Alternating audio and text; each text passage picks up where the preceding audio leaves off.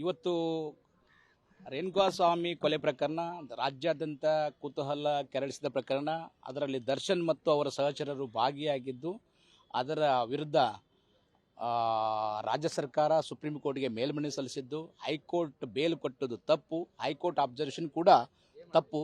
ಈ ರೀತಿಯಾದ ಒಂದು ಬೇಲ್ ಕೊಡಲಿಕ್ಕೆ ಒಂದು ನೆಪ ಮಾತ್ರ ಹೈಕೋರ್ಟ್ ಹುಡುಕಿದೆ ಹೊರತಾಗಿ ಮೆರಿಟ್ ಮೇಲೆ ಬೇಲ್ ಕೊಟ್ಟಿಲ್ಲ. ಇದು ಕೊಟ್ಟದ್ದು ಕೂಡ ತಪ್ಪು ಅಂತ ಇವತ್ತು ನ್ಯಾಯಾಧೀಶರಾದ ಜಸ್ಟಿಸ್ ಪರ್ದಿವಾಲಾ ಮತ್ತು ಆರ್ ಮಹಾದೇವನಿರುವ ಪೀಠ ತನ್ನ ಅಭಿಪ್ರಾಯ ವ್ಯಕ್ತಪಡಿಸಿತು.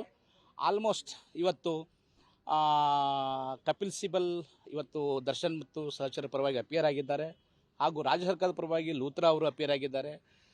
ಲೂತ್ರಾ ಅವರು ತಮ್ಮ ವಾದ ಏನು ಮಂಡಿಸಿದ್ದಾರೆ ಅದೆಲ್ಲ ಕೋರ್ಟ್ ಗಮನಕ್ಕೆ ತಗೊಂಡಿದೆ. ಕೋರ್ಟ್ ಒಂದು ಕೇಳಿದೆ ಏನಂತಂದರೆ, ಇವತ್ತು ಕಪಿಲ್ ಸಿಬಲ್ ಅವ್ರಿಗೆ ನೋಡಿ, ನಿಮ್ಮ ಈ ದರ್ಶನ್ ಮತ್ತು ಸಹಚರಿಗೆ 161 CRPC ಮತ್ತು 144 CRPC ಪ್ರಕಾರ ಏನೆಲ್ಲ ಸಾಕ್ಷಿಗಳು ಕೊಟ್ಟಿದ್ದಾರೆ ಅದನ್ನು ನೋಡಬೇಕಂತೂ ಕಪಿಲ್ ಸಿಬಲ್ ವಾದ ಮಾಡಿದರು. ಯಾರೋ ಒಂದು ಸಾಕ್ಷಿಯನ್ನು ಮಾತ್ರ ಒಂದು ಪರಿಗಣನೆ ತಗೊಂಡು ಶಿಕ್ಷೆ ಕೊಡೋಕ್ಕಾಗೋದಿಲ್ಲ ಮತ್ತು ಬೇರೆದು ಮಾಡೋಕ್ಕಾಗಲ್ಲ ಅಂತ ಅವರು ವಾದ. ಕಪಿಲ್ ಸಿಬಲ್ ಅವರು 161 ಸ್ಟೇಟ್ಮೆಂಟು ಮತ್ತು 160 ಸ್ಟೇಟ್ಮೆಂಟು ನಾನು ತೋರಿಸ್ತೇನೆ ಮತ್ತು ಅದರಲ್ಲಿರುವಂಥ ವಾದ ಮತ್ತು ಸಾಕ್ಷಿಗಳನ್ನು 260ಕ್ಕಿಂತ ಹೆಚ್ಚು ಸಾಕ್ಷಿಗಳಿದ್ದಾವೆ.